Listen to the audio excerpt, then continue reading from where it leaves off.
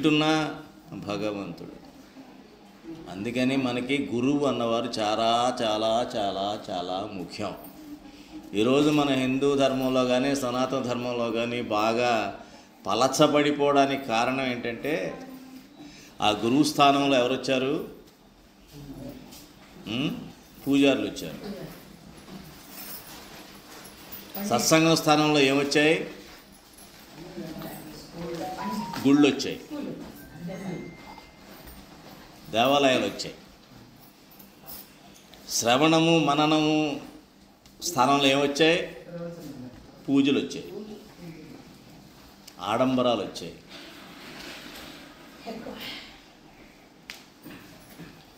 ఒక పురోహితుడి పని ఏమిటి? దేవాలయంలో పురోహితుడి పని ఏమిటి? ఇది కరెక్ట్ మాట.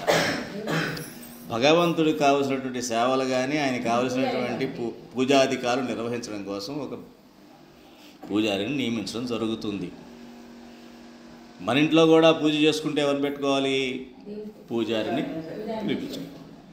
అంటే ఆయన పూజాధికారులు నిర్వహించడం కోసం అక్కడ ఉన్నాడు. అంతేనా? దేవుడికి సపర్యలు చేయడం వరకే సేవకుడుగా అక్కడ ఉన్నాడు. మనం వెళ్ళి ఎవరికి విన్నవించుకోవాలి? విన్నవించుకోవాలి. అంతవరకే కనెక్షన్. సత్సంగం ప్లేస్లో ఎప్పుడైతే ఈ మందిరాలు వచ్చి కూర్చున్నాయో తప్పేం లేదు. మందిరాలు తప్ప నేను అట్లా గుర్తుపెట్టుకోండి. మందిరాలు ఉండాలి, వెళ్ళాలి, భగవంతుడిని దర్శించాలి. ఎందుకని మన హిందూ మతంలో ముఖ్యమైన విషయాలు అదొక ముఖ్యమైనది ఏంటి? మూర్తి పూజ. భగవంతుడిని మనం మూర్తిలో ప్రతిష్టాపించి ఆయనతో మనం సంబంధాన్ని ఏర్పరచుకుంటాం, ఆయనతో మాట్లాడతాం, ఆయన ముందు ఏడుస్తాం, ఆయనతోనే మనం అన్ని రకాలైనటువంటి అనుభూతుల్ని, ఎమోషన్స్ని ఆయనతో మాత్రమే పొందాలి. మాత్రమే అండర్లైన్ చేసుకోండి. ఇప్పుడు ఏమైంది? గురువు పక్కకి వెళ్ళిపోయాడు, సత్సంగం పక్కకి వెళ్ళిపోయింది. కేవలం దేవాలయాలు, పూజలు ప్రథమ స్థానాన్ని అందుకుంటున్నాయి. అది భాగం అవ్వాలి తప్ప అదే ముఖ్యం కాకూడదు. ఏమిటి దానికి దీనికి ముఖ్యమైనటువంటి తేడా ఏమిటి అంటే, దేవాలయంలోకి అడుగుపెట్టి బయటకు వచ్చేటప్పటికి మన అహంకారం ఏ మాత్రం మార్పు ఉండదు. కించిత్ కూడా మన అహంలో ఎటువంటి మార్పు రాదు. కాసేపు బాగుంది అనిపిస్తుంది తప్ప అదే అహంకారం స్థితి పెద్ద మన బిహేవియర్లో కానీ మన పద్ధతిలో కానీ పెద్ద మార్పులేమి రావు. అదే ఒక సత్సంగానికి వెళ్ళి బయటకు వస్తే ముందు నన్ను నేను క్వశ్చన్ చేసుకోవడం మొదలవుద్ది. అవును కదా, నిజమే కదా, అయ్యుండొచ్చు, ఏదో యథార్థం అనిపిస్తుంది. గురువుగారు చెప్పింది నా కోసమే చెప్పినట్టుంది ఏంటి అంతమందిలోనూ అనిపిస్తుంటుంది. దానివల్ల ఏం జరుగుతోంది? ఆత్మ ఉద్ధరణ జరుగుతూ ఉంది.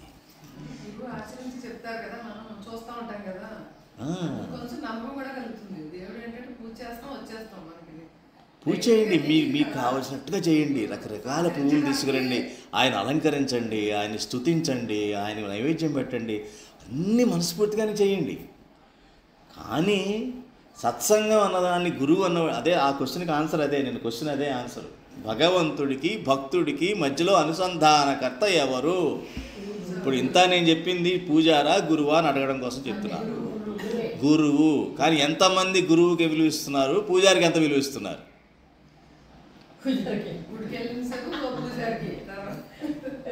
నవరాత్రులు జరుగుతాయి, ఎక్కువగా ఎవరుంటారు అక్కడ? గురువుగారు ఏమైపోయాడు?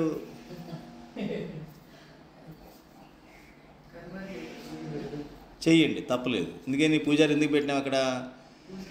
ఆవిడికి పూజలు చేయడానికి, ఆ దేవుడికి పూజలు చేయడానికి. అంతవరకే. ఆయన భాష్యం చెప్పడం గురించి కాదు, ఆయన ప్రవచనం చెప్పడం గురించి కాదు. ఆయనకు దృష్టి అంతా ఆయన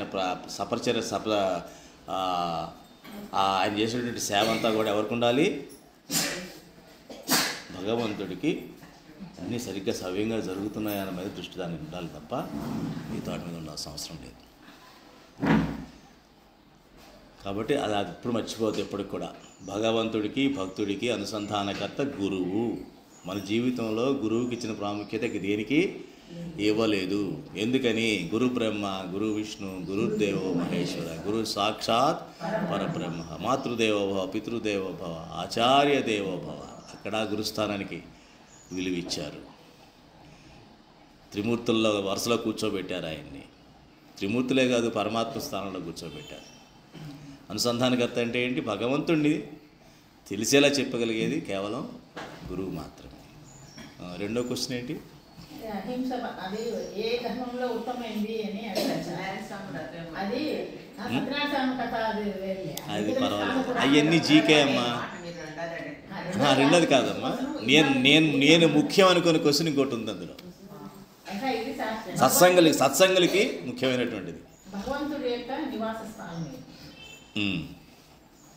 ఏమిటది? No right, that is right. కానీ వాళ్ళు చెప్పిన ఆన్సర్ తప్పు.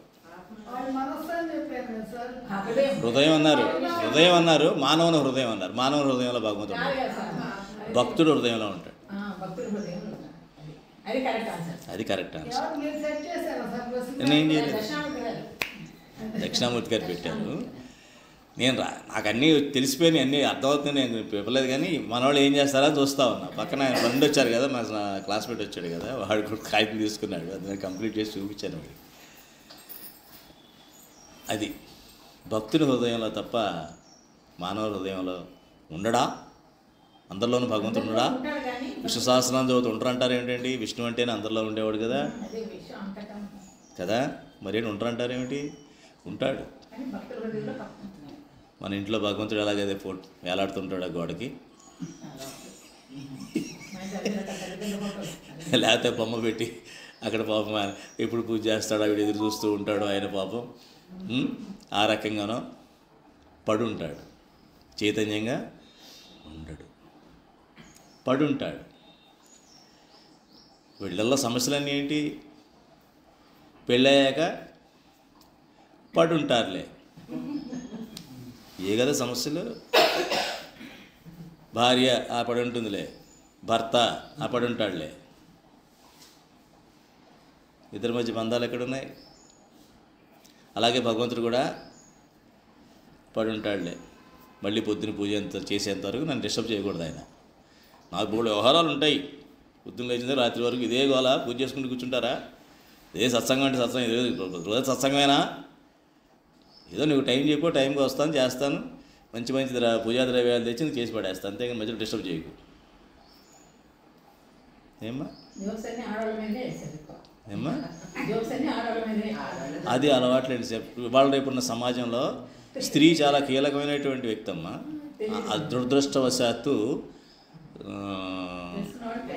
దురదృష్టవశాత్తు ఇంకోలా అనుకోవద్దు, బూతులు కానీ హాస్యం కానీ ఆడవాళ్ళ మీదే వాడుతున్నారు, ఉంటాయి. చాలా తప్పు సాంప్రదాయం అన్నది, చాలా తప్పు సాంప్రదాయం. నేను దాన్ని బాధపడతాను, మామూలు బాధ కాదు, శోకిస్తాను ఇలాంటివి కనబడ్డా. అందుకని నేను సమాజంలో త్వరగా మీరు గమనించే ఉంటారు, ఇమ్మడలేను. ఒకవేళ ఇమిడినా కూడా నాకు ఇబ్బందిగా ఉంటుంది ప్రతి చోట కూడా. I don't like that atmosphere anywhere.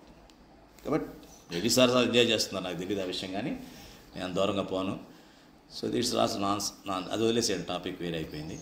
కాబట్టి మా భక్తుడి హృదయంలోనే భగవంతుడు ఉంటాడు. ఇంకోటి ఉంది, అసలు అయింది, దేవుడికి జీవుడికి మధ్యలో ఉన్న అవాంతరం ఏమిటి? అది కరెక్ట్ రాశారా మీరు? Very good. నేను అది ఎత్తుకున్నా, రాశారా లేదు సరిగ్గా, ఎవరు రాశారు? మరి ఫస్ట్ రోజు చెప్పుకుంటున్నాం, ఫస్ట్ రోజు చెప్పుకుంటున్నాను. అమ్మా ఇక్కడ సత్సంగంలో గురువు అంటే అనుసంధానకర్త, భగవంతుడి గొంతు, భగవంతుడి ఇది, ఆయన మెసేజ్ మీకు ఇవ్వబడుతోంది అని రోజు దాంతో స్టార్ట్ చేస్తాను. మరి అదే మొదటి క్వశ్చన్ వచ్చింది, చెప్తున్నాను.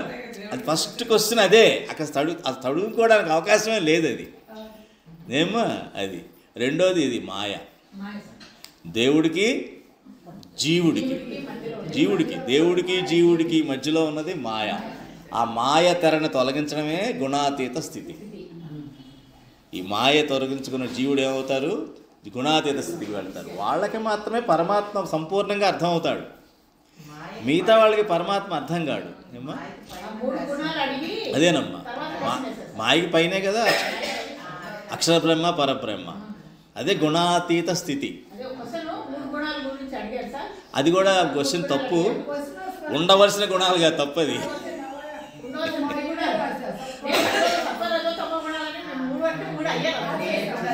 కానీ క్వశ్చన్ తప్పు. అదేంటంటే ప్రకృతిలో ఉండే గుణాలు ఏమిటి, లేకపోతే మాయలో ఉండే గుణాలు ఏమిటి, మాయని త్రిగుణాత్మకం అంటారు, అవేమిటి? అది కరెక్ట్ క్వశ్చన్, అడగాల్సిన క్వశ్చన్. ఆ రకంగా అడగాలి. అలా అడగకుండా మానవుడికి ఉండాల్సిన గుణాలు ఏమిటి? మూడు ఉండాల్సినవి కాదు. ఉండాల్సిన గుణం ఏం చెప్పాలి? అక్కడ ఒక్క గుణం చెప్పాలి, అది సత్వగుణం అని చెప్పాలి, అంతే. మూడు గుణాలు సంతోషం అంట, సంతోషం అంట. ఎక్సలెంట్. ఇది రైట్ ఆన్సర్ అండి, ఇది రైట్ ఆన్సర్. సుఖం అన్న సంతోషం అన్న ఒకటే.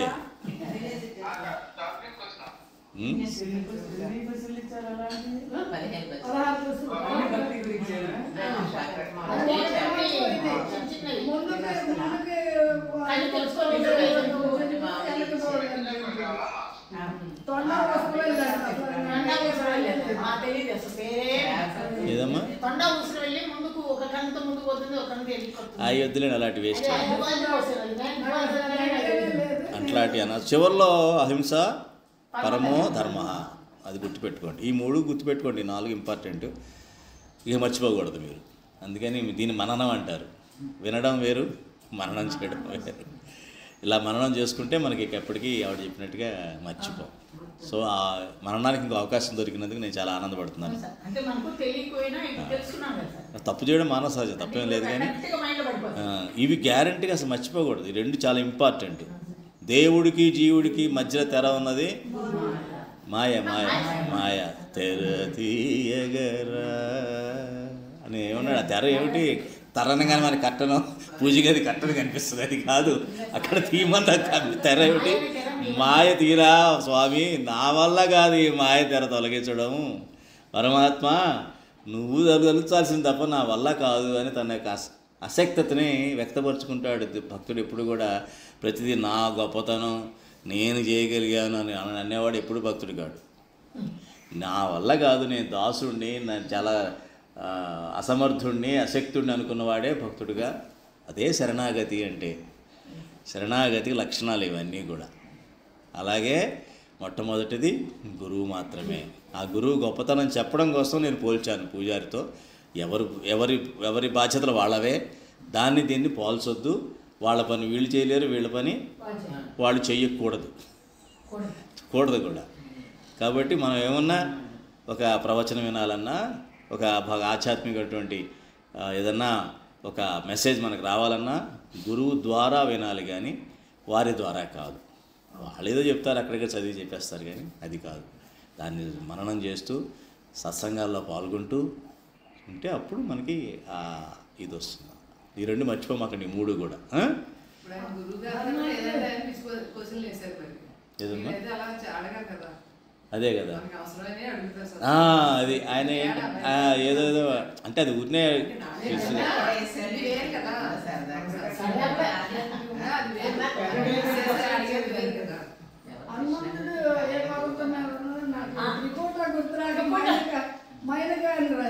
అందరూ మైనాక అని రాశారులేండి.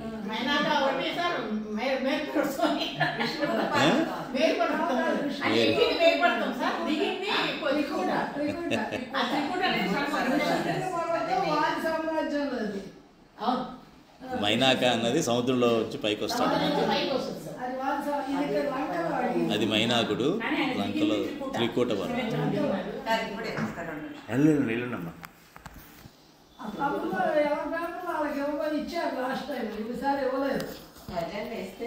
ఇస్తే మనం ఆన్సర్ రాసుకొని పెట్టుకోవాలి. ఏదమ్మా? క్వశ్చన్ పేపర్ మళ్ళీ ఎవరు వాళ్ళు ఇచ్చేసిందే. అరే ఇచ్చేయాల్సింది. వాళ్ళు ఏం చేస్తున్నారు? ఉన్నాయేమో ఇచ్చేద్దాం. ఒకవేళ తెస్తే కనుక ఇప్పించేద్దాం. ఇందులో ఉండుంటాయి. మంచి మంచి మంచి సలహా అది. మంచి సలహా తీసి మీ దగ్గర పెట్టుకో.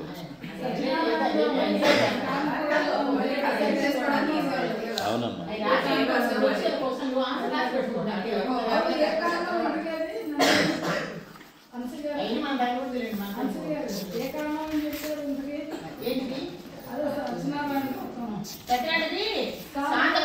అది రేవా రేవా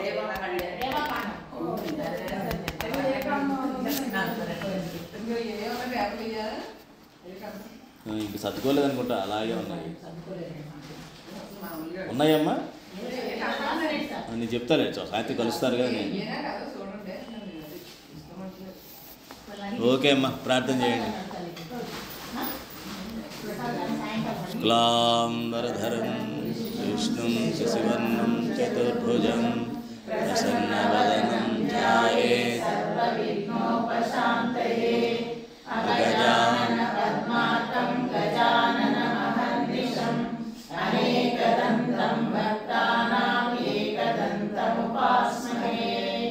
గురుం బ్రహ్మా గురుర్విష్ణు గురుదేవో మహేశ్వరః గురు సాక్షాత్ పరం బ్రహ్మ తస్మై శ్రీ గురవే నమః. ఓం సహనా భవతు సహనౌ భునక్తు సహ వీర్యం కరవావహై తేజస్వినావధీతమస్తు మా విద్విషావహై. ఓం శాంతి శాంతి శాంతి. కృష్ణాయ వాసుదేవాయ హరే పరమాత్మనే ప్రణతక్లేశనాశాయ గోవిందాయ నమో నమః. ఎంతమ్మా ఇప్పుడు? నంబర్ సార్ 75 అమ్మా? 75ఏనా? 75 చదవండి. సద్గతిః సత్కృతి సత్తా సద్భూతి సత్పరాయణః శూరసేనో యదుశ్రేష్ఠః సన్నివాసస్తు యామునః. ఇప్పుడు అన్నీ సత్తుమే చెప్పారు. ఇదంతా కూడా 75వ శ్లోకం అమ్మ. సద్గతి సత్పురుషులకు గతి అయి ఉన్నవాడు లేదా మహత్తరమైన మరియు శ్రేష్టమైన విజ్ఞాని అని కూడా అర్థం. ఇది అయిపోయిందా? అవలేదు. అయిపోయింది. ఇది అయిపోయింది. అందుకే డౌట్ వచ్చింది. ఇది అయిపోయింది. అది అయిపోయిందమ్మా. చదవండి.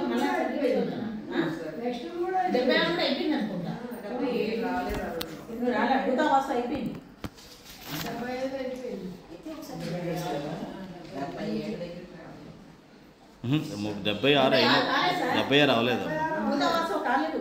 చదవండి 76 చదవండి.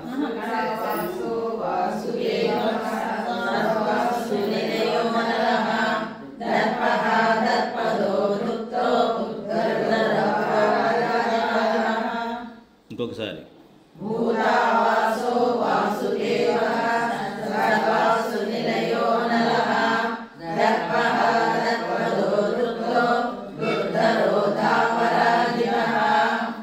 అది భూతావాస. భూతాలంటే ఎన్ని భూతాలు ఉన్నాయి? పంచభూతాలు. భూత ఆవాస అంటే సకల భూతాలకి నివాస స్థానమై ఉన్నవాడు. అంటే అన్నీ తనలో ఉన్నాయి అని చెప్పినట్టు అన్నమాట. కానీ తాను వాటిలో ఉండడు. వాటి లోపల ఉంటాడు, కానీ వాటిని అంటి పెట్టుకొని ఉండడు. వాటిని కనిపెట్టుకొని ఉంటాడు. అంటి పెట్టుకొని ఉండడం వేరు, కనిపెట్టుకొని ఉండడం వేరు. ఆ తేడా తెలిస్తే చాలు మీకు. ఏమ్మా? అట్లా వసంతి త్వయి భూతాని భూతావాసస్తతో భవాన్ అని హరివంశంలో చెప్పడం జరిగింది. అంటే భూతాలు నీ యందు నివసిస్తాయి, అందుచేతనే నువ్వు భూతావాసుడవు. వాసుదేవ, వాసుదేవ అంటే మాయ చేత జగత్తునంతా కప్పి ఉంచినవాడు. ఇందాక చెప్పుకున్న అర్థం అన్నమాట. అంటే అందులోనూ ఉంటాడు. వాసు అంటే ఏంటి? నివసించేవాడు, నివసించేటువంటి దేవుడు. ఎక్కడ నివసించేవాడు? జగత్తునంతట్లోనూ నివసించేవాడు. కానీ వాటికి అంటి పెట్టుకొని ఉంటాడా? కనిపెట్టుకొనే ఉంటాడు. వాటి ప్రభావం మాయలో ఉన్నాయి కదా, ఇవన్నీ కూడా జగత్తంతా ఎందులో ఉంది? సృష్టిలో ఉంది. మాయ అంటే సృష్టిలో ఉంది. ఈ సృష్టిని నడిపించేది ఆయనే, సృష్టి లోపల చైతన్యం కూడా ఆయనే. కానీ ఆ సృష్టి ప్రభావాలు ఏమి ఆయన మీద పడవు. సృష్టి ప్రభావాలు అంటే ఏమిటి? ప్రకృతి ప్రభావాలు అంటే ఏమిటి? త్రిగుణాలు. మాయ త్రిగుణాల ప్రభావం ఆయన మీద పడదు. కాబట్టి ఆయన ఎప్పుడు కూడా గుణాతీతుడే తప్ప గుణాతీతుడు అని చెప్పడం అన్నమాట. అంటే ఇక్కడ ఇంకో దాంట్లో చెప్పారంటే మహాభారతంలో కూడా ఛాదయామి జగత్ విశ్వం భూత్యా సూర్య వివాంశుభి. సూర్యుడు తన కిరణాల చేత సర్వ జగత్తును కప్పివేస్తున్నట్లు నేను నా మాయ చేత అన్నింటినీ కప్పివేస్తానని మహాభారతంలో శాంతి పర్వంలో శ్రీకృష్ణ పర్వం చెప్పడం జరిగింది. సూర్యుడు యొక్క కిరణాల వల్ల మనకు ఏమొస్తుంది? వేడిమి వస్తుంది, శక్తి వస్తుంది. అదే వేడిమే శక్తి. అలాగే ప్రకాశం వస్తుంది. మనకి జీవనాధారం కూడా ప్రాణాధారం కూడా తనే అయి ఉన్నాడు. కానీ పరమాత్మ దేంతో కప్పుతున్నాడు మనల్ని? మాయ చేత కప్పుతున్నాడు. మాయ చేత కప్పుతున్నాడు. అందుకని మనకి ఏం చేశారు? మనిషికి సాధన అని ఇచ్చారనమాట. మనం అనుకుంటాం చాలా ఫ్రీగా ఇచ్చేస్తే అనుకుంటాం. ఫ్రీ వెనకాల ఏ ఉంటుంది ఇబ్బంది కదా, కండిషన్ ఉంటుంది. ఇది ఫ్రీగా వస్తుంది, కానీ ఈ కండిషన్ మీరు ఫాలో అయితే ఇది పని చేస్తుంది అంటాడు అని పెట్టాడు అనుకోండి. అలాగే మనం కష్టపడితే వచ్చింది ఇది మనిషి జన్మ. దాని కండిషన్ ఏంటి? నువ్వు నన్ను కనుగొనడానికి సాధన చేయవలెను అని చిన్న ట్యాగ్ పెట్టాడు మనకి. మనిషి జన్మ నీకు ఇస్తున్నాను సరే, కానీ దాని కండిషన్ ఇది. సరే నీకు 5 స్టార్ చాక్లెట్ కొనిస్తాను సరే, కండిషన్ ఏమిటి? బాగా చదవాలి. పిల్లలైతే ఈసారి 30% నుంచి ఏదో 60%, 60 నుంచి 70% పెంచాలి. అలాగే నీకు మనిషి జన్మనిచ్చి ఈ భూమి మీదకి పంపిస్తున్నాను, నువ్వు సాధన చేసుకొని మళ్ళీ ఈ మనిషి జన్మ నుంచి జంతు జన్మలోకి పడొద్దు, ఫెయిల్ అవ్వద్దు, కొంచెం నెక్స్ట్ పైలోకానికి ఊర్ధ్వగతి చేరి మార్గం చేసుకొని ఆయన అని పంపించాడు మనల్ని. అది ప్రకృతిలో. అందుకే మన మాయ చేత కప్పుతాడు. సర్వాసు నిలయ అంటే సమస్త జీవరాశుల ప్రాణాలను తనలో లయమనొచ్చుకునేవాడు, లేదా సర్వప్రాణులకు ఆశ్రయమై ఉన్నవాడు. అనలహ అంటే అవధులు లేనివాడు. అవధులు లేనివాడు అంటే ఆయన శక్తులకు కానీ ఆయన సంపదలకు కానీ అవధులు లేవు. అంటే పరమాత్మ దగ్గర మనం కొరత అన్నది ఉండదు. ఏమో స్వామి నీ దగ్గర అందరికి ఇచ్చేసేమి లేదేమో, నీ దగ్గర నాకు ఇవ్వడానికి అని ప్రార్థిస్తామా? ఎంతమందికి ఇచ్చేసావో, ఇక నీ దగ్గర బ్యాలెన్స్ ఉందో లేదో, నేను లాస్ట్ వాడినేమో, బహుశా నా దగ్గర కొంచెం ఉందో లేదు ప్రసాదంలాగా, లాస్ట్లో 2 మెతుకులు ఉన్నాయేమో. ఉన్నా కూడా ఆయన ఆశీర్వదించిన విషయాలు మనకు తెలుసు. ద్రౌపదిని కదా, ఏమన్నాడు ద్రౌపదిని? అగస్త్యుడు వస్తే జనాలను వేసుకొచ్చి, లేదు చూడ లోపల చిన్న మెతుకుంటూ చూడమన్నాడు. ఆ ఒక్క మెతుకు స్వీకరించాడు, పని అయిపోయింది. అవునా? కాబట్టి ఆయన కొరతలు మనం చూస్తాం. ఈయన మాత్రం ఏం చేస్తాడు? అక్కడ మెతుకులు కూడా లేవు, ఆయన ఏం చేస్తాడు? ఏదన్నా సరే అనుకొని ఆవిడ అన్నది. కానీ ఏం చెప్పాడు ఆయన? లేదు చిన్న మెతుకు, ఒక మెతుకున్నా చూడమంటాడు, ఒక మెతుకు దొరుకుతుంది. ఆ మెతుకును తీసుకుంటాడు అంతే, తను సేవిస్తాడు.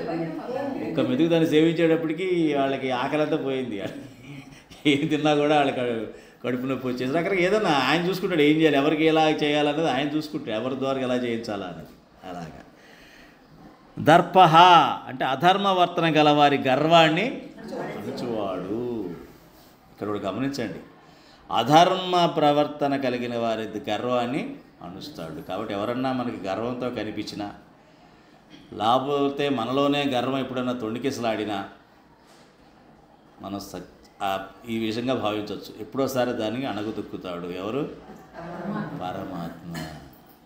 ఎప్పుడోసారి ఎలాగోలాగా ఎక్కడో చోట ఎవరి చేతనో మన గర్వాన్ని అణుస్తాడు అని గమనించాలి. దర్పహ, భక్తుడు అన్నవాడికి దర్పం అన్నది ఉండదు. ఉండదు కూడా. దర్పం అనేది ఉండదు. గర్వం అన్నది ఉండదు. అది గమనించండి.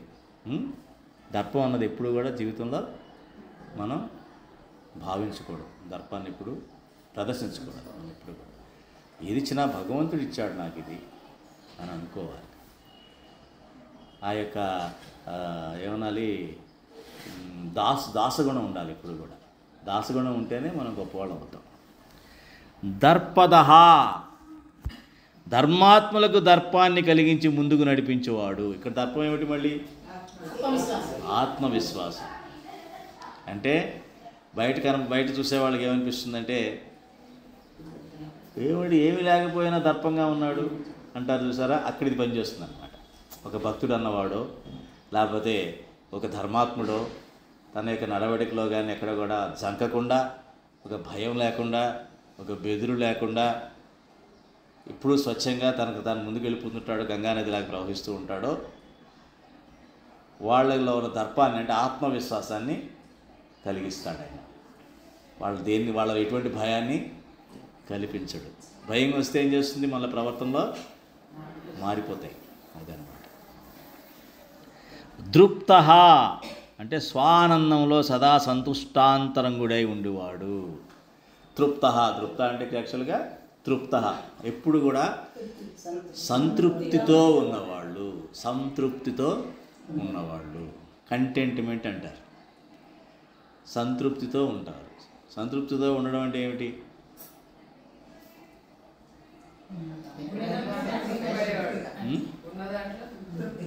ఉన్నదాంతో తృప్తి అనే కాదు. ఉన్నదాంతో తృప్తి అంటే మళ్ళీ అది ఇదవుతుంది, సాచురేషన్ కాదు.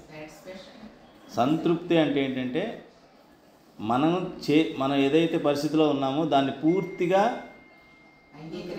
అంగీకరించి ఆనందించాలి. అది సంతృప్తి. అది సంతృప్తి. ఏమిటో అక్కడ ఉన్నప్పుడు పాత రోజుల్లోనండి నా పంచపక్ష పరమాణు తినేవాడిని. ఏమిటి పచ్చడి పెద్దలు పెట్టి తినమంటారేంటి రోడ్డు పక్కన? అసలు ఆ కంపారిజన్ రాకూడదు. ఆకలికి రకాలు ఉండవుగా లోపల. ఆకలికి పంచపక్ష పరమాణులు వచ్చి ఒక రకమైన ఆకలిను, ఇంకొప్పుడు ఇంకో ఆకలి ఉండదు కదా. ఆకలి అది తీరేది అన్నం తింటే తీరుతుంది. అంతవరకే. భగవంతుడు ఎప్పుడు ఏమదలుచుకుంటే పంచపరిమాణాలు ఇస్తాడేమో, ఇస్తే తిని ఉన్నప్పుడు అది కూడా అలాగే ప్రసాదంలా తీసుకో. దీన్ని ప్రసాదంలా తీసుకో. మనం ఏం చేస్తాము? ప్రతి దానికి పోలిక. ఎప్పుడు వెనక్కిపోవడం, లేకపోతే పక్కన చూడడం. వెనక్కిపోవడం లేకపోతే పక్కన చూడటం. వాళ్ళు ఎంత బాగున్నారు, మనమే ఏమిటో. వీళ్ళు ఎంత బాగున్నారో, మనమే ఏంటో. అప్పుడు ఎంత బాగుండేదో, ఇప్పుడు ఏమిటో. ఏమిటిది? అసంతృప్తి. అసంతృప్తికి కోరికలకి అంతం అన్నది లేదు. కోరికలేమో పెద్ద మంట, అసంతృప్తి ఏమో పెద్ద అగాధం. దీన్ని పూడ్చలేము, దాన్ని ఆర్పలేము. ఆ కోరికలనేమో ఆర్పలేము, దీన్ని పూడ్చలేము. అర్థమైందమ్మా? తృప్తిగా ఉండాలి ఎప్పుడు కూడా. ఆ తృప్తిలో లోపం రాకూడదు. ఆహా భగవంతుడా, వాడు ఒక మెతుకు పెట్టావు, ఎంత ఆనందంగా ఉందయ్యా. ఈరోజు ఉపవాసం చేయించావు నా చేత. ఆహాహా, ఇంకో ఏకాదశి వచ్చింది నాకు మధ్యలో. అది తృప్తి పడే విధానం. మళ్ళీ ఏకాదశి వరకు ఉపవాసం లేదేంటా అనుకున్నానేమో బహుశా. ఇంకో ఏకాదశి ఇచ్చావు స్వామి. ఇది తృప్తి పడే విధానం. రామాయణంలో శ్రీరామచంద్రుడు అంటాడు కైకేయి దగ్గరికి వెళ్ళి, అమ్మా నాకు ఎంత రిలీఫ్ ఇచ్చావు నువ్వు అంటాడు. ఎంత ఉపశమన కలిగించావో తెలుసా అని. రాజ్యంలో ఉంటే చిన్నపిల్లాడిని, రాజ్యంలో ఉన్నప్పుడు అప్రమత్తంగా ఉండాలి, ఇంతమంది ప్రజలు చూసుకోవాలి, నాకు భగవంతుడిని సేవించడం కానీ మిగతా వాటిలో నా మనసు కేంద్రీకరం కాకుండేదేమో. నాకు ఆ భాగ్యాన్ని కలిగించావు, హాయిగా అడవిలో ఉంటా, నా సాధన నేను చేసుకుంటూ ఉంటాను ప్రశాంతంగా భగవంతుడిని, ఏకైకంగా ఒకటిగా ఒంటరిగా హాయిగా ఉంటాను నా భార్యతోనూ వాళ్ళతోనూ. ఎవడన్నా అనుకుంటాడా? పినతల్లిని, సవతి తల్లిని, పినతల్లి కూడా కాదు సవతి తల్లిని ఆవిడ చేసిన ద్రోహానికి ఈ రకంగా ఎవరిని అనుకుంటారా? కేవలం తృప్తి తృప్తి తృప్తి ఉన్నవారు మాత్రమే ఈ రకంగా ఉన్న దాంట్లో, మీరు అన్నట్టుగా ఉన్న దాంట్లో తృప్తి అంటే అర్థం ఏంటంటే ఇంకో నెక్స్ట్ టైం ట్రై చేయొద్దని కాదు. మనం ఎప్పుడు ఈ ఆత్మ ఎప్పుడు ముందుకు వెళ్ళడంలో ట్రై చేస్తూనే ముందుకు పోతూనే ఉండాలి. ఎలా ముందుకు పోతుంది ఈ ఆత్మ? అర్హత పెంచుకుంటూ పోతుంది. అలాగే మన లౌకికంగా ఎలా ముందుకు పోతాం? అర్హత పెంచుకుంటూ వెళ్తాం. నువ్వు డాక్టర్ అవ్వాలంటే ఏం చేయాలి? ఒక 15 ఏళ్ళు 20 ఏళ్ల పాటు పడి పడి పడి పడి పడి చదివి మంచి మార్కులు తెచ్చుకుంటూ తెచ్చుకుంటూ తెచ్చుకుంటూ సాధన చేస్తూ చదువు చదువు చదువు అప్పుడు అవుతావు, అంతే కదా? లేదు ఉన్నదా తృప్తి పడమన్నారండి మా గురువు గారికి, చదవని పక్కన పడేస్తాను పుస్తకాలంటే. అంటే నువ్వు చేయగలిగి ఉండి, నీకు అర్హత ఉండి, నీకు సంకల్పం తీసుకున్న తర్వాత దీన్ని తమోగుణం అంటారు. అప్పుడు చేయకపోతే దాన్ని ఏమంటారు? తమోగుణం. అతృప్తి అంటారు దాన్ని. దాన్ని ఏమంటారు? తమోగుణం. బద్ధకం, ఒక సుస్తుగా అయిపోయి తమోగుణంలో వెళ్ళిపోయాడు, జారిపోయాడు. సత్వగుణంలో వచ్చేదాన్ని తృప్తి అంటారు. అంటే నా అర్హతను క్షణక్షణం పెంచుకునే అవకాశం కేవలం మానవుడికే ఉంది, జంతువులకి లేదు. క్షణక్షణం అభివృద్ధి చెందగలిగే అవకాశం మానవుడికే ఉంది. అవకాశం 2 రకాలుగా కల్పించాడు ఆయన, ఈ 3 గుణాలతో కల్పించాడు. నువ్వు యవనంలో ఉన్నావు, రజోగుణంతో ఉంటూ నష్టం లేదన్నాడు ఆయన, పర్వాలా. అందుకని ఏం చేశాడు ఆయన? మనకు వార్ధక్యం అనే దాన్ని ఇచ్చాడు. ఎందుకు ఇచ్చాడు? అప్పుడు రజోగుణం తగ్గిపోయి కనీస సత్వగుణంతో ఉంటూ అప్పుడన్నా వీడు సాధన చేసి భగవంతుడిని చేరతాడు. అంటే ఆత్మపరంగా చదువుకుంటాడు, ఆత్మపరంగా పాస్ అవుతూ ఉంటాడు, ఆత్మపరంగా ముందుకెళ్తూ ఉంటాడు, ఆత్మపరంగా గుణాలకి అతీతంగా ఎదుగుతాడు అని ఈ వార్ధక్యం అనేదాన్ని మన మొహాన్ని కొట్టాడు ఆయన. కానీ మనం ఏం చేస్తాం? వార్ధక్యం లేదు, పాడు లేదు, లోన నేనున్నానండి, నేను ఎప్పుడు యంగండి. అందరు బయట అంటుంటారు కానీ లేదండి నేను లోపల ఎప్పుడు యంగ్. ఎందుకు లోపల యంగ్ ఎవరికి కావాలి? భగవంతుడు చెప్తున్నాడు. ఏమిటి? లోపల ఎప్పుడు యంగ్ ఎందుకు ఉంచాడు? ఎప్పుడు నువ్వు లోపల యంగ్ అనుకున్నది ఏంటి? ఇదా నువ్వు ఆలోచించేదా? ఆత్మ. ఆత్మ ఎప్పుడూ యంగే, అది ఎప్పుడూ శాశ్వతమే, అది ఎప్పుడూ నాశనం కానిదే, ఎప్పుడూ మార్పు చెందనిదే. మార్పు చెందేది, నాశనం అయ్యేది ఇది కొంచెం కనపడుతుంది. మనసు కూడా క్షణక్షణం మారిపోతుంటుంది, అది మరీ క్షణక్షణం గాలిలాగా మారిపోతూ ఉంటుంది. కాబట్టి అదేమిటి? దాని అర్థం ఏమిటి? మనలో ఉండేటువంటి ఏదైతే మారకుండా ఉందో, ఏదైతే నాశనం చెందకుండా ఉందో, ఏదైతే ఎప్పుడు ప్రపంచం ఎట్లా ఉన్నారో హాయిగా ఉంటుందో, నేను అనే దాంట్లో ఉంటుందో, ఆ నేను హాయిగా పడుకుంటుంది, ఒక్కోసారి లేస్తుంది. ఆ నేను ఉన్నంతసేపు మనం హాయిగా ఉంటాం. ఆ నేను వెళ్ళిపోతే ఇవేమి విలువ ఉందా? వీటికి లేదు. అది గ్రహించాలి. అది ఇక్కడ చెప్పింది. తృప్తి తెలిసిందా? తృప్తి అంటే ఏంటో?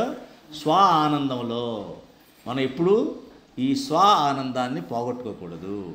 ఎవరైతే స్వ ఆనందాన్ని, సొంత ఆనందాన్ని పోగొట్టుకోకుండా ఉండగలిగినటువంటి పరిస్థితిలో ఉండగలుగుతారో వారికి మాత్రమే తృప్తి ఉంటుంది. ఆ తృప్తి ఎవరు? పరమాత్మ. ఇక్కడ చెప్తున్నాడు కదా, ఎవరిని? తృప్త, నేనే ఆ తృప్తిని అని చెప్తున్నాడు. దుర్ధర, కష్టసాధ్యమైన వాడు. అంటే ఏంటి? అంత ఈజీగా దొరుకుతుందా ఆ తృప్తి, ఆ ఆనందం? దొరకదు. చాలా కష్టసాధ్యం. అయినప్పటికీ ఎలా దొరుకుతుంది మరి? అంత కష్టమైంది ఆయన అనుగ్రహం వల్ల దొరుకుతుంది. మరి ఆయన అనుగ్రహం ఎప్పుడు దొరుకుతుంది? పూర్వజన్మ పుణ్యఫలంతో దొరుకుతుంది. కాబట్టి పూర్వజన్మ అలాగే పుణ్యం లేదు కాబట్టి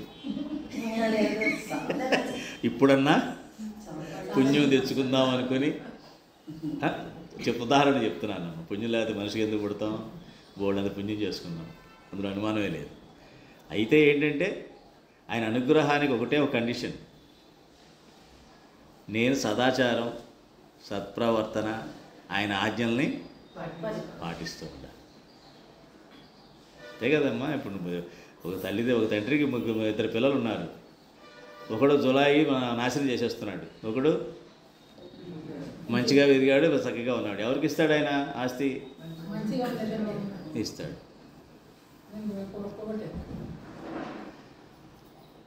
అంతే కదా భగవంతుడు.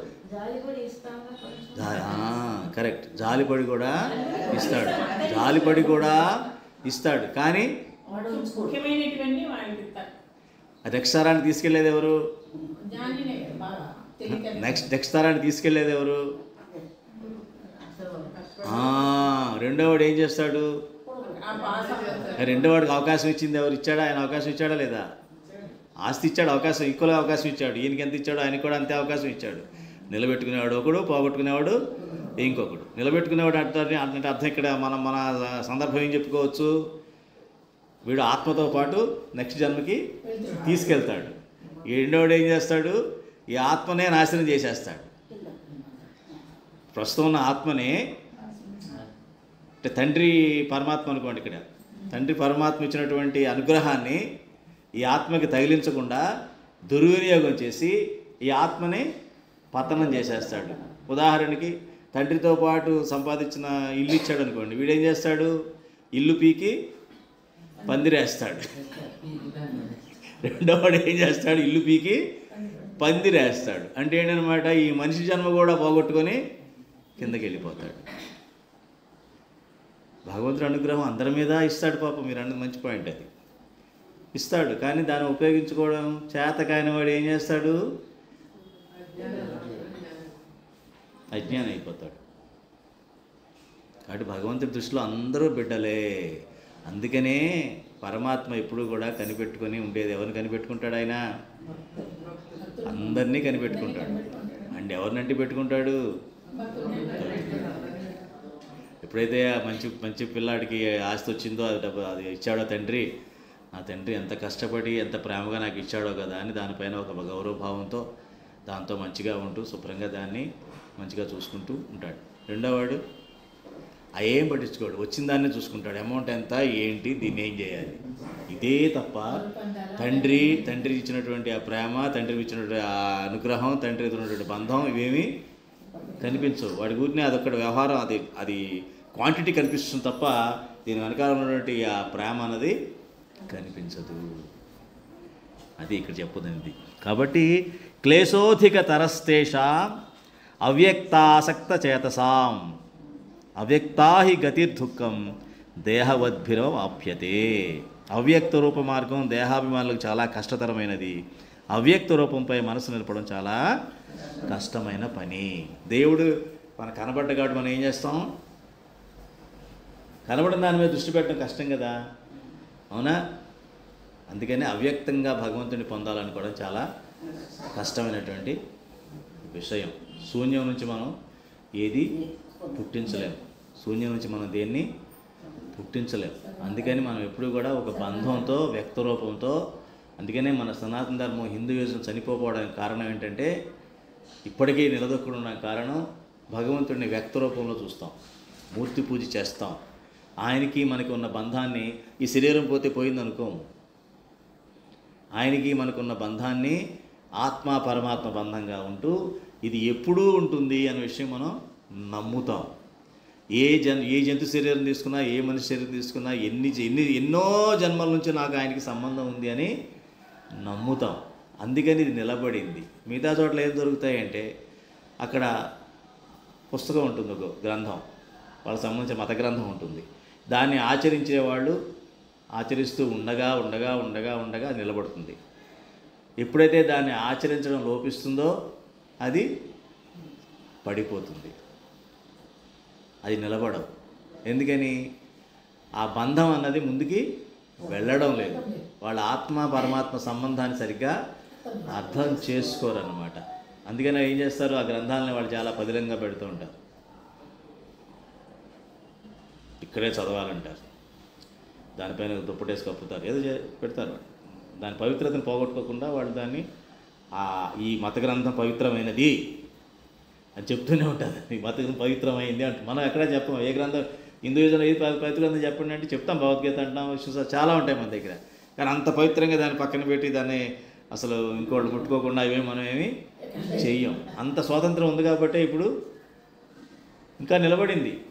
ఎంత విచ్చలవిడిగా అక్కడ ఉన్నా కూడా, పిల్లలు ఎంత దుర్మార్గులైనా, ఎంత విచ్చలవిడిగా ఉన్నా కూడా పరమాత్మ ఈ సనాతన ధర్మంలో వాటిని నిలబెట్టగలే సత్తా ఉందన్నమాట. ఏదో క్షణంలో బయటకు వచ్చినా వెనక్కి వచ్చినా కూడా మనకు అర్థమైపోతుంది, అమ్మయ్య భగవంతుడు ఉన్నాడు, నా ఆశీర్వదిస్తాడని చెప్పేసి భగవంతుడు కళ్ళలో అది కనిపిస్తుంది మనకి. దొంగవాడికి కూడా హెల్ప్ చేస్తాడు పరమాత్మ, దొంగకు కూడా హెల్ప్ చేస్తాడు. మరి గుళ్ళో దొంగతనాలు అయిపోతున్నాయి, బంగారం ఎత్తిపోతున్నారు, ఎందుకు అప్పుడే చాలామంది అడుగుతారు మన వాళ్ళు. అదేంటంటే ఆయన దేవుడు కదా, ఆయన ఆపాలి కదా, ఆయన ఆపడు. ఆయన కరుణామయుడు. అదేమ్మా పిల్లాడు ఉన్నాడు, వాడు కొంచెం దుర్వ్యసనాలు లోనయ్యాడు.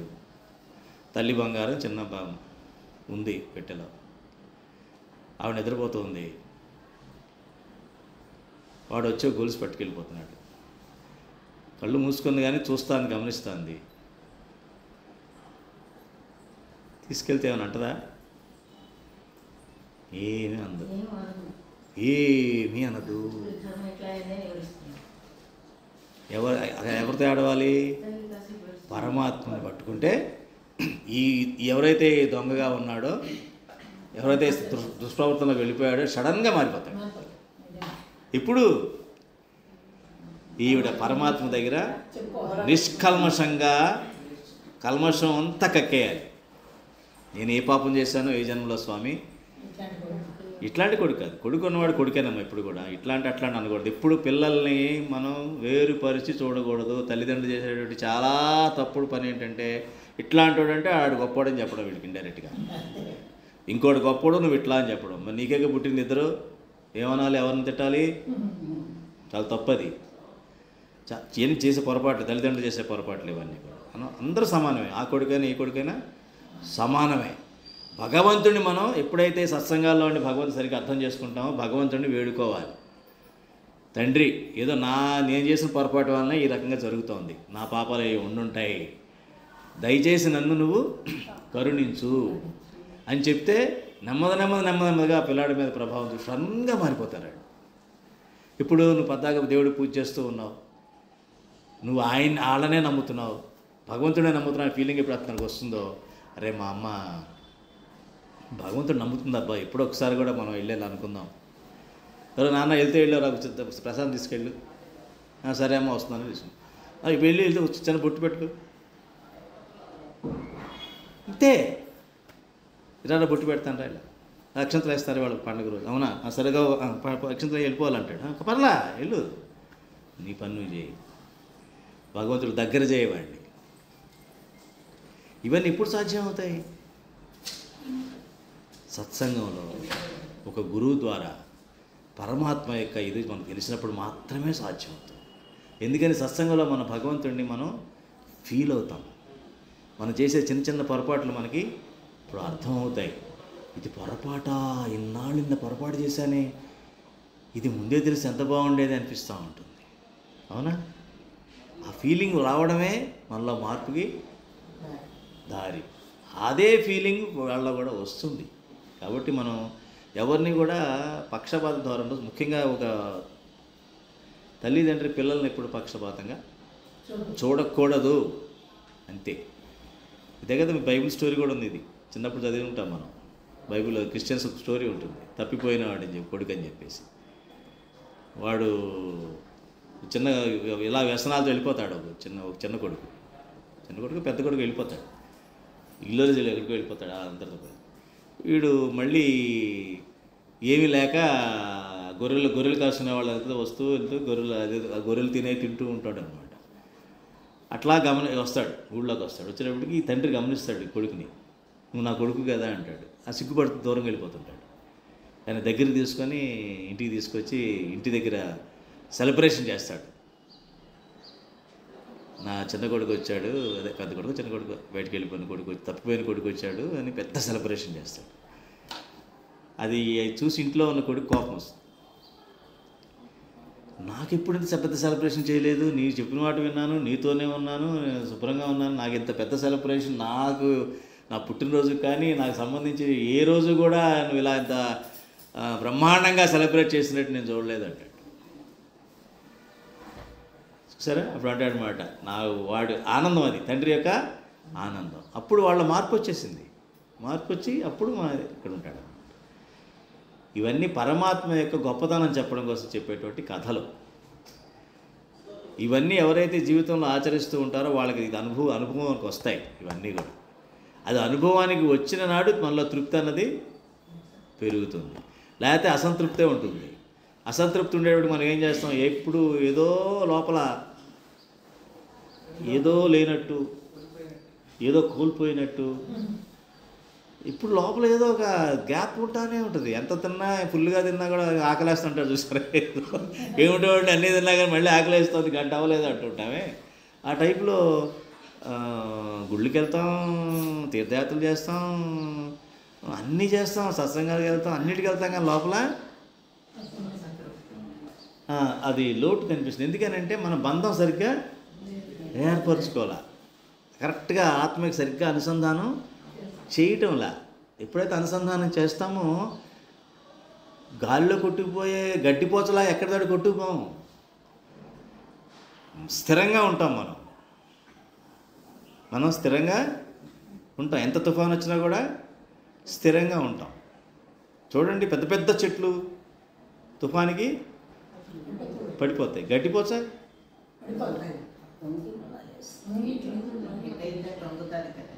ఎంత పెద్ద గాలి రాని గడ్డిపోసం అట్లా దాన్ని పేకమన్నాడు గడ్డిపోసని. దానివల్ల కాదు. ఎవరైతే పరమాత్మకి దాసుడిగా ఉంటాడో, తను తాను తగ్గించుకుంటూ ఉంటాడో వాడిని ఎవరు ఏమీ చేయలేరు. లేదు వాడు ఒక దర్పము, అహము, ఈ రకంగా వాడు ఒక రాక్షస చెట్టులాగా పెంచుకుంటూ పోతాడు. ఎప్పుడోసారి పెద్ద గాలి వాడు పడిపోతాడు. ఈ గడ్డి కోసం ఈ మధ్యలో మీరు ఏమైనా పెట్టారా సార్? ఏదమ్మా ఈ గడ్డి కోసం అవగాహన అది పెట్టారా? ఎప్పుడో చదివాను. అది మాత్రం అలాగే ఉంటుంది స్థిరంగా, పెద్ద పెద్ద వృక్షాలు పడిపోతాయి. పెట్టలేదు. ట్రాన్స్లేషన్ ట్రాన్స్లేషన్లో వచ్చి కరెక్ట్, మీరు రాస్తున్నారు కదా, రైట్, ట్రాన్స్లేషన్లో ఉంది. ఇది గమనించాలన్నమాట. ఇవన్నీ ప్రకృతిలో మనకు కనబడుతూ ఉంటాయి. మనం వాటిని ఆచరించినట్లయితే మనకి బంధం ఏర్పడుతుంది. ఎప్పుడైతే బంధం ఏర్పడుతుందో ఎంత పెద్ద గాలి వచ్చినా సరే మనలో తొణికిసలాట రాదు. ఎంతమంది టెంప్ట్ చేసినా మనల్ని సమూహం వచ్చి మీద పడిపోద్ది పెద్ద గాలిలా. చేయండి చేయండి చేయండి చేయండి అని మనం ఏమాత్రం చెల్లించాం. అదే మర్యాదగా మనం వాళ్ళకి లేదండి అని చెప్పేస్తాం.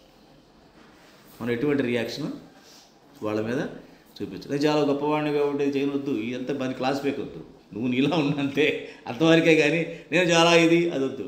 మళ్ళీ అహంకారమైన ఏదోట మాటలు మాట్లాడద్దు. ఇలా అంతే. అది గడ్డిపోస లక్షణం. స్థిరంగానే ఉండగలగాలి, అట్ ద సేమ్ టైం అనుకోగాను ఉండగలగాలి. అది అంత గాలిలో కూడా ఏం చేస్తుంది, ఎంత చేసినా అది వణుకుతుందా, ఎంత సరే మహా అయితే ఉంచుతావా, ఎంత ఉంచుతావు, ఉంచేసావు, అయిపోయింది. నువ్వు వెళ్ళిపోయాక మళ్ళీ నేను మామూలుగానే ఉంటా. ఎంత బాగుంది చూడండి అని సమూహాలు మన మీద పడిపోతాయి. మనల్ని ఆచార వ్యవహారాల్లో మనల్ని సదాచారం చేయనివ్వకుండా ఏదో రకంగా మన మీద పడిపోతారు. కుటుంబ జనము, బంధుజనము, స్నేహిజనము, ఏదో జనం తయారవుతారు. తయారై మన మీద ఒత్తిడి తీసుకొస్తారు. ఆ ఒత్తిడికి లొంగామా భస్మం అయిపోతాం. బూడిదలో పోసిన పన్నీర్లాగా అయిపోతుంది. విశ్వామిత్రుడికి అలా అయిపోయింది కదమ్మా. ఎన్నిసార్లు తపస్సు చేశాడు మహానుభావుడు, కొన్ని వేల సంవత్సరాలు చేశాడు. కోపంతో పోయింది. కొన్ని వేల సంవత్సరాలు చేశాడు, మళ్ళీ కామంతో పోయింది. ఏమ్మా? వాళ్ళకి తపస్సు ఎక్కువేడు కోపాలు ఎక్కువేడు మనకు అలా ఉండవు అన్నిటి వాళ్ళు తగ్గించుకుంటుంటాం. తపస్సులకు కోపం ఎక్కువ కాదమ్మా. అక్కడ అర్థం ఏంటంటే కోపాన్ని జయించలేము అని చెప్పడం. అదే నాకు అది అనిపిస్తుంది, ఇంతది చేస్తారు ఇంత అలా ప్రవర్తిస్తారు ఏంటనిపిస్తుంది. అంత మనం పోల్చుకోకూడదు, వాళ్ళది వేరు. వాళ్ళు తెలుసుకున్నారు కదా, వాళ్ళు తెలుసుకున్నదాన్ని మనం తెలుసుకోవాలి. ఎంత కోపాలు ఇలా మనం తపస్సు చేయటం కోపం చేయాలి. కోపం రావడం తప్పేం లేదమ్మా. దుర్వాసుడి కోపమేనా?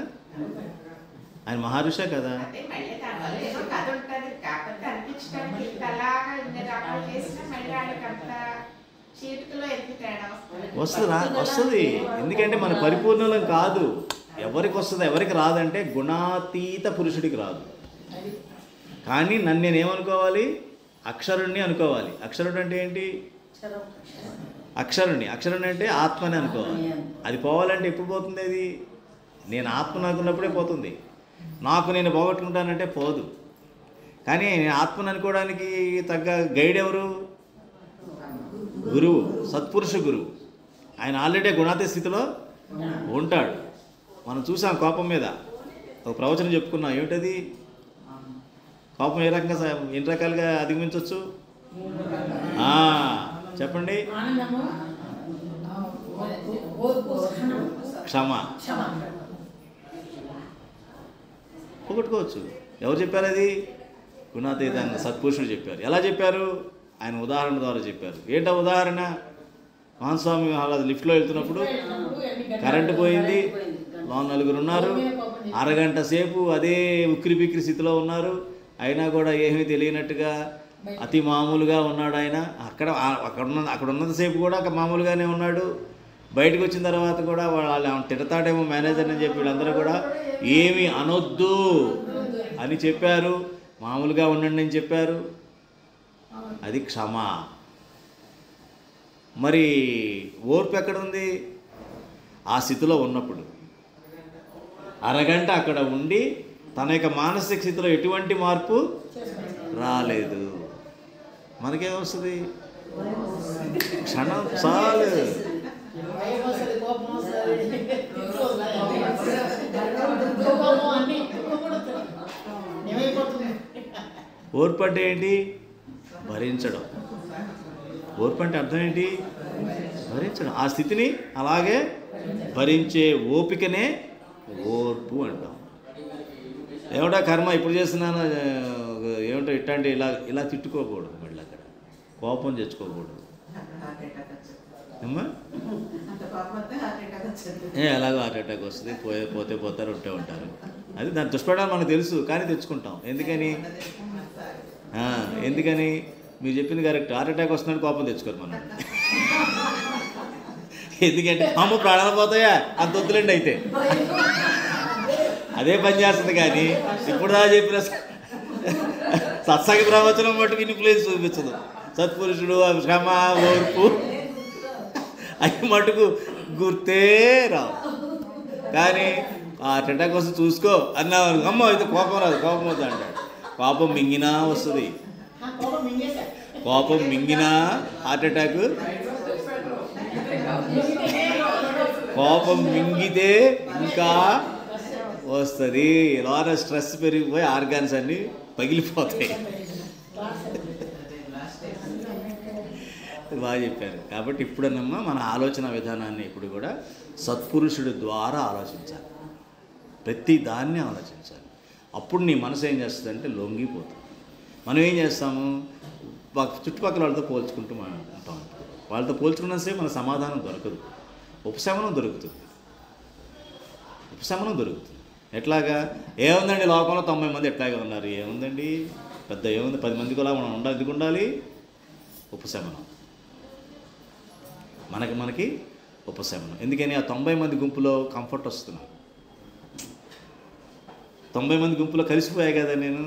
అదో రకమైనటువంటి ఏదో క్షణికానందం ఉంటుంది. అర్థమైందమ్మా? కాబట్టి ఉపశమనం వస్తుందేమో కానీ మనలో పరిష్కారం అయితే రాదు, అసలు ఆనందం రాదు. అది అపరాజిత అంటే పరాజయం లేనివాడు. పరాజయం లేనివాడు అంటే అర్థం ఏమిటి? దేనికి కూడా లొంగడవాడు, అన్నిటినీ జయిస్తాడు. లొంగడు అంటే ఏంటి? మమకారానికి లొంగడు, మమకారానికి లొంగడు, రాగద్వేషాలకి కూడా లొంగడు. మమకారం అంటే తెలుసు కదా, నా వాళ్ళు, నాది అని మమకారం, దానికి కూడా లొంగడు. అలాగే రాగద్వేషాలు, వాటికి కూడా లొంగడు. ఆ మమకారానికి లొంగలు, ఆ రాగానికి మమకారానికి లొంగే కదా భారత యుద్ధం వచ్చింది. ఆ స్వజన ఆసక్తి వల్లనే కదా, నా వాళ్ళు అనే ఆసక్తి వల్లనే కదా గొడవలు వచ్చాయి. నెక్స్ట్ చదవండి.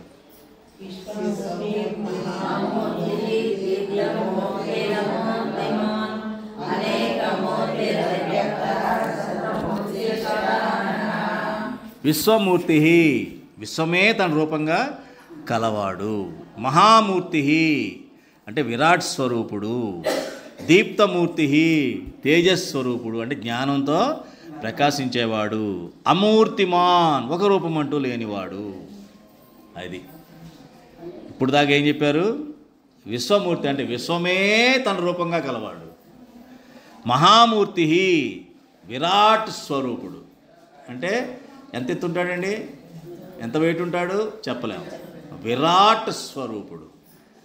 అలాగే దీప్తమూర్తి తేజస్వరూపుడు, ఎప్పుడూ తేజస్తో ఉంటాడు కానీ దిగాలుగా దిగులుగా వ్యధగా బాధగా ఇట్లాంటివి ఏమి చీకట్లు అక్కడ కనిపించవు, తేజస్వరూపుడు. అలాగే అమూర్తిమాన్ ఒక రూపం అంటూ లేనివాడు. అందుకే దశావతారాలన్నీ ఒక రూపంతో లేవు.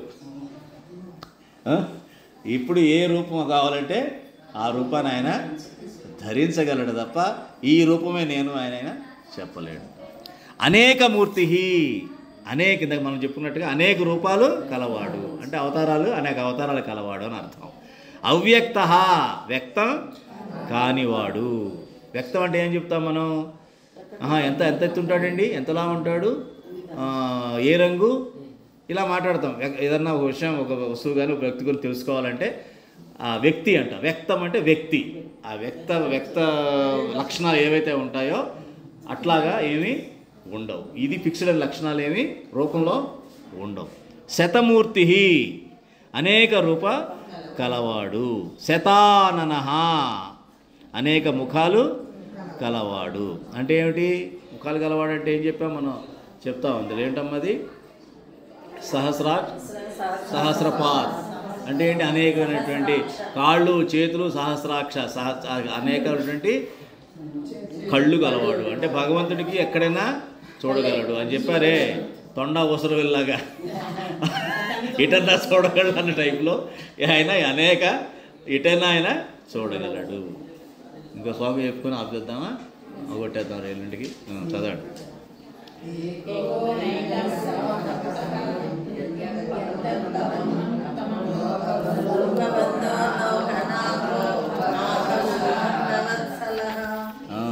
ఏకోనైక. ఏక అంటే ఒకే ఒక్కడు. ఏకమేవ అద్వితీయమని మనకి వేదవాక్యం ఉంది. అట్లాగే నైక ఏకం కానివాడు అంటే అనేకులుగా కూడా ఉండేవాడు. తన మాయ ద్వారా తన అనేక రూపాలు దాలుస్తాడు. మనకు తెలుసు కదా, శ్రీకృష్ణ పరమాత్మ గోపికలతో ఉన్నప్పుడు అందరితోనూ ఉండేవాడు. 16,000 మంది భార్యలతో ఉన్నప్పుడు 16,000 శ్రీకృష్ణులు ఉన్నారు. అంతమంది ఉన్నారా? లేరు. మాయ అదంతా, ఆయన మాయ అదంతా.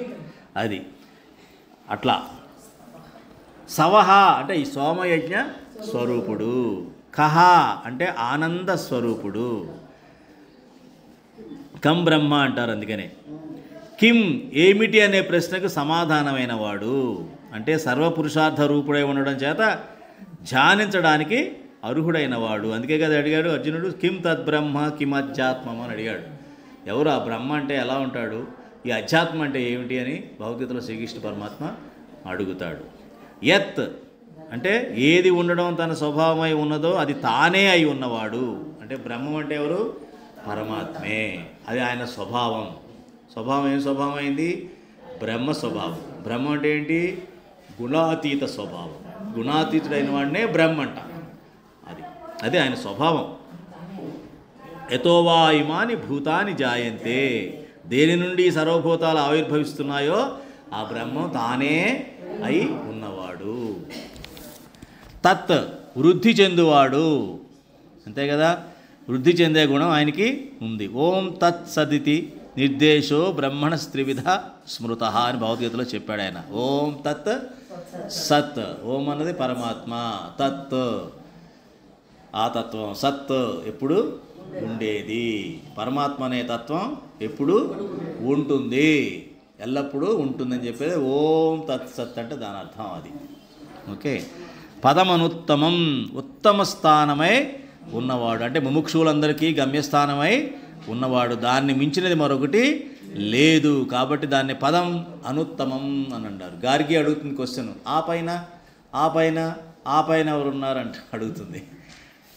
అప్పుడు ఇంకా అడిగామంటే నీ తల 1000 వక్కలు అయిపోతుంది అంటాడు ఆయన. లోకబంధువు, లోకాలని బంధించి ఉంచేవాడు అంటే దాని అర్థం ఏమిటి, లోకాలకి బంధువై ఉండేవాడు అంటే ఒక క్రమశిక్షణలో ఉంటాయి లోకాలన్నీ కూడా, అంతే కదమ్మా. సూర్యలోకం, చంద్రలోకం, సూర్యుడి చుట్టూ భూమి, భూమి చుట్టూ చంద్రుడు, ఇలా రకరకాలుగా ఒక పద్ధతిలో అన్నీ తిరుగుతూ ఉంటాయి, అన్నీ నడుస్తూ ఉంటుంది తప్ప ఇష్టం వచ్చినట్టుగా ఏది ప్రవర్తించదు. లోకనాథ, ఈ లోకాల్ని పాలించేవాడు ఆయనే. మాధవ అంటే 2 అర్థాలు ఉన్నాయి మాధవుడికి, లక్ష్మీదేవికి పతి లాంటి వాడని చెప్పడం, అలాగే మధువంశంలో శ్రీకృష్ణుడు జన్మించాడని కూడా చెప్తూ ఉంటారు. భక్తవత్సల, భక్తుల పట్ల వాత్సల్యం గలవాడు, ఇది కూడా బాగా గుర్తుపెట్టుకోండి. ఆయన వాత్సల్యం ఎవరి మీద ఉంటుంది, భక్తుడి పైన మాత్రమే ఉంటుంది, మిగతా వాళ్ళ మీద ఏముంటుంది, దయ ఉంటుంది. మిగతా వాళ్ళ మీద ఏముంటుంది, జాలి దయ ఉంటుంది, కానీ వాత్సల్యం వేరు కదమ్మా. వాత్సల్యంలో అమితమైన ప్రేమ ఉంటుంది, ఆ ప్రేమ పద్ధతే వేరేగా ఉంటుంది. జాలి పడిచ్చే దాంట్లో అంత వాత్సల్యం అన్నది ఉండదు. కాబట్టి మనం ఆయన వాత్సల్యానికి అర్హులం అవ్వాలంటే మనం ఏమవ్వాలి, భక్తుడు అవ్వాలి. ఎందుకంటే ఆయన భక్త వత్సలుడు తప్ప మనిషి వత్సలుడు కాదు, జీవి వత్సలుడు కాదు. కాబట్టి మనం భక్తులైనట్లయితే ఆయన వాత్సల్యాన్ని మనం ఆనందించవచ్చు. అది కూడా ఉంది, అది మధుసూదన, అది మధుసూదన అంటారు, ఇది మాధవ అన్నదానికోసం, లక్ష్మి. అలాగే మధు వంశంలో పుట్టినవాడు. ఇంకో చదువుదామా,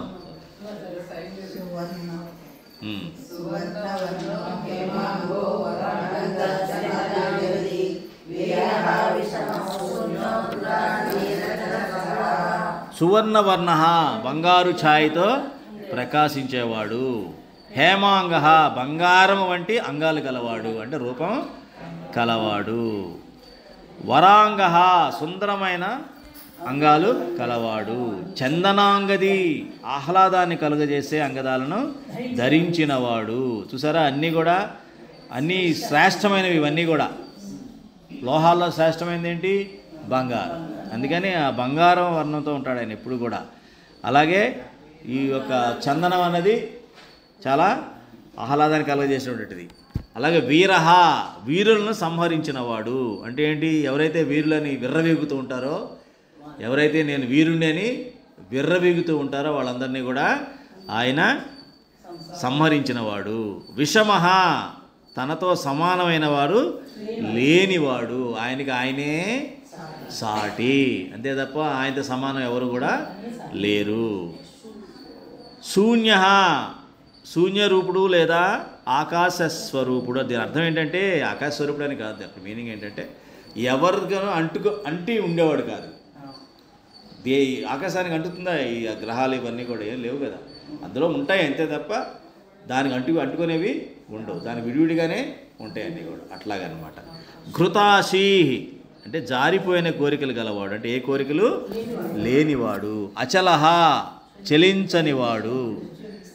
చలహ, వాయు రూపంలో చలించువాడు అంటే ప్రాణరూపం అనమాట. వాయు రూపం అంటే ఏంటి, ప్రాణం వాయువే కదా, అందులో చరించేవాడు. ఆ ప్రాణం ఉంది కాబట్టే మనం మిగతావన్నీ కూడా బతికున్నాము, ఆ చైతన్యం అంటే తెలుస్తోంది, విషయాలన్నీ మనకి అర్థమవుతున్నాయి. ఘృతాశి అంటే ఏంటి, కోరికలు లేనివాడంటే అర్థం ఏంటి, సంకల్పం వేరు కోరిక వేరు. మరి భగవంతుడి సంకల్పంతోనే సృష్టి అంతా జరిగింది, దాని కోరిక అనకూడదు మనం, అంతేనా. ఆయన కోరికలేమి ఉండవు, ఇలా అవ్వాలి అలా అవ్వాలని అనుకోడు. ఆయన సంకల్పించాడు సృష్టి జరగాలని. ఎందుకు సంకల్పించాడు? జీవుల యొక్క ఉద్ధరణ కోసం, జీవుల యొక్క ఉద్ధరణ కోసం, అంతే కదా. కొన్ని చెప్పా కదా, అక్కడ ఆకాశం వేసాయి కదమ్మా, ఆధ్యాత్మిక ఆకాశం నుంచి కొన్ని ఆత్మలు జారిపోయినాయి. వాటిని మళ్ళీ వెనక్కి తీసుకొచ్చే కార్యక్రమం కోసం ఆయన వాళ్ళ యొక్క సాధనా క్రమణం కోసం మళ్ళీ వాళ్ళకి చిన్న స్టేర్ కేసు వదిలాడు అనమాట కిందకి. వాళ్ళు మళ్ళీ మెట్లెక్కుకుంటూ పైకి రావాలని చెప్పి ఆయన ఎంత సృష్టి మొదలుపెట్టాడు. ఒక్కొక్కళ్ళు ఒక మెట్టు మీద ఉన్నాం మనం అందరం కూడా. ఈ ఆత్మలన్నీ ఒక్కొక్కడు ఒక ఆత్మ ఒక్కొక్క మెట్టు దగ్గర చేరుకుంది. ఈ ప్రయాణం మరి ఇదే ఆకరాత్మగా చేసుకున్న వాళ్ళు అదృష్టవంతులు. లేకపోయినా ఒకటి రెండు ఉంటే మ్యాక్సిమం పర్వాలేదు. పరమాత్మను అంటి పెట్టుకుంటే ఆయన చూసుకుంటాడు ఎన్ని ఆత్మలు ఎన్ని జన్మలు ఇవ్వాలో. కాబట్టి పరమాత్మను మర్చిపోకుండా ఆయన్నే మటుకు అంటి పెట్టుకోండి, లేకపోతే ఆయన మిమ్మల్ని కనిపెట్టుకొని ఉంటాడు. కనిపెట్టుకోవడం అంటే అర్థం ఏమిటి? ఎన్ని తప్పులు చేస్తాడో చూద్దాం, వీడు ఎన్ని మంచి పనులు చేస్తాడో చూద్దాం అని లిస్ట్ రాసుకుంటాడు తప్ప అంటి పెట్టుకొని చేయి పట్టుకొని నడిపించడు. చేయి పట్టుకుని నడిపించేవాళ్ళు ఎవరు? భక్తుడినే, గురువు. ఎవరిని? భక్తుడిని మాత్రమే నడిపించగలుగుతాడు. ఎలా తెలుస్తుంది మనకి? ఎందుకంటే భక్తుడైన వాడు, గురువుని ఆశ్రయించిన వాళ్ళు తప్పు పనులు చేయరు. తప్పు పనులు ఏంటి? ధర్మం కాని పనులు చేయరు. అంటే ఏంటి? భగవంతుడి ప్రసన్నతకు సంబంధించిన పనులే చేస్తారు. గురువే చెప్తాడు. అది అట్లాగా. ఇప్పుడు పిల్లలు ఉన్నారని, అమ్మ మా అమ్మ కొడుతుంది పని చేయను అంటాడు. పక్క ఫ్రెండ్ ఏం చెప్పినా కూడా అంటాడంట. అమ్మ మా నాన్న తిడతాడు అంటారా? అనరా? ఎందుకు? అక్కడ అమ్మా నాన్న దైవం లాంటి వాళ్ళు కాబట్టి అప్పుడు ఆ వయసుకి అలా అంటారు. అట్లాగే మనం కూడా ఏం చెప్పాలి?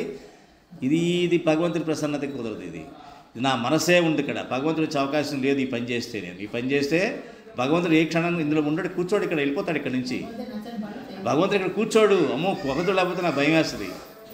ఇలా ఇంత భయం అనుకున్నాం కదా, ఆ భయం డెవలప్ చేసుకోండి. ఆ తల్లి లేకపోతే భయం వేస్తుంది. బాబాయ్ నేను మా అమ్మతో వెళ్ళిపోతాను, మా నాన్నతో వెళ్ళిపోతాను అంటామా చిన్నప్పుడు. ఇప్పుడేమనాలి? అమ్మో భగవంతుడు లేదని భయం వేస్తుంది, నా వల్ల కాదు బతకడం అనగలగాలి. మనం ఏం చేస్తాం? సమూహాన్ని చూడంగానే భగవంతుడిని మర్చిపోతాం. మాస్టర్ కాసేపు పక్కన కూర్చో, వాళ్ళు వస్తారు, జనాలు వచ్చారు, ఇదే. అలా కాదు. స్థిరంగా అమ్మో ఇక్కడ ఈ కాసేపు ఇక్కడ ఉంటే ఇది భగవంతుడు ఉండి చేసే అవకాశం ఇక్కడ ఇది లేదు. నా మనసు మాత్రమే పనిచేస్తుంది ఇక్కడ. ఈ పని చేస్తే నేను ఈ పని చేసేది ఏం పని చేస్తుంది? ఏది యాక్టివ్గా ఉంటుంది? నా మనసు. అంటే నాలో ఏదో గుణమే పనిచేస్తుంటుంది. ఏ గుణం పనిచేస్తే తెలుస్తుంది గుణమే పనిచేస్తుందని? బాధ రావడము, కోపం రావడము, ఈర్ష్యగా ఉండడము, పోల్చుకోవడము, ఇవన్నీ ఎక్కడైతే జరుగుతాయో అది భగవంతుడు అక్కడ ఉండడు. అది చెక్ పాయింట్ అనమాట మనం తెలుసుకోవడం కోసం. ఇక్కడ నేనుండి ఈ పనులు చేస్తే ఈ భావాలు నాలో వచ్చే అవకాశం ఉందా? ఉంది, డెఫినెట్గా ఉంది. అయితే ఇక్కడ భగవంతుడు నిలుస్తాను వస్తే. ఆ రకంగా మనం వెళ్ళగల ప్రదేశాలు ఏమిటి, ఉండవలసిన ఇదేమిటి, చేయవలసిన వ్యవహారాలు ఏమిటి, ఇవన్నీ కూడా మనకు క్లారిటీ వస్తుంది. అది చేయబెట్టుకుని నడిపించడం. లేకపోతే ఏం చేస్తాడు? ఆయన కనిపెట్టుకొని ఉంటాడు. పూజ చేస్తున్నావు, సంతోషం ఆయన రాసుకున్నానులే, మనసుతో బాగా పనిచేస్తున్నాను రాసుకున్నానులే, ఊరినే సెక్యూరిటీ గార్డ్ లాగా కూర్చొని రాసుకుంటూ ఉంటాడు. అది కూడా ఆయన రాసుకున్నాడు. ఆ తర్వాత మాస్టర్ నాకేంటంటే ఏంటి వాడికి ఏం చాక్లెట్ పెట్టి నాకేం పెట్టలేదంటే, మరి నీ లిస్ట్ ప్రకారం నీకు లేదయ్యా, మరి నీకు చాక్లెట్ లేదు, నేనేం చేయను, వాడికి చాక్లెట్ ఉంది, నీ కర్మను అనుభవించాలి. వాడి కర్మ కాదు, నేను చెప్పిన పనే చేస్తూ ఉన్నాడు వాడు. నాకు వాడి మీద డౌట్ లేదు, వాడి మీద డౌట్ లేదు. కాసేపు మనసుతోను, కాసేపు మా దైవంతోను, కాసేపు మనసు, కాసేపు దైవం లేదు, అన్నీ దైవమే. వాడు ఆ మనసును కూడా దైవానికే అప్పచెప్పేశాడు. నువ్వు అలా కాదు, మనసుని ఇష్టం వాడుకుంటున్నావు, అప్పుడప్పుడు దైవం వచ్చింది, అటు దైవాన్ని అటు టచ్ చేస్తున్నావు. కాబట్టి నీకు ఇదే కర్మ తగ్గట్టు ఫలితం వస్తుంది, ఇదే నీకు వచ్చేదంట. అప్పుడు మనం బాధపడతాం. అందుకని సత్సంగం ద్వారానమ్మా ఇటువంటి లబ్ధిని పొందండి. మీరు పొందుతున్నారు, నాకు తెలుసు, చాలా సంతోషం. నాకు లేకపోతే ఇంత చెప్పను కూడా చెప్పను, బయట ఎంత చెప్పను ఎవరికి. మీరు కావాలంటే అడగండి, ఎక్కడ మా ఫ్రెండ్స్ సర్కిల్ కానీ ఎక్కడైనా సరే. చాలా అమాయకంగా కూర్చుంటా అక్కడ ఇలాగా, మనకి ఎందుకని చెప్పి అనవసరమైన విషయం కదా. అక్కడ ఎంత అమాయకంగా ఉంటే అంత మంచిది. ఎందుకని అక్కడ మనస్సు బాగా ఎక్కువ రజోగుణం తమో గుణం నడిచిపోతుంటాయి ఫాస్ట్గా. కరెక్ట్. అక్కడ తమో గుణాలు రజోగుణాలు ఫాస్ట్గా పరిగెడుతుంటాయి. సత్వగుణంతో ఎవరికి పని లేదు, అక్కడ అవసరం కూడా లేదు దానివల్ల. ఆ రకంగా మనం ప్లాన్ చేసుకోవాలి. చాలా సంతోషం.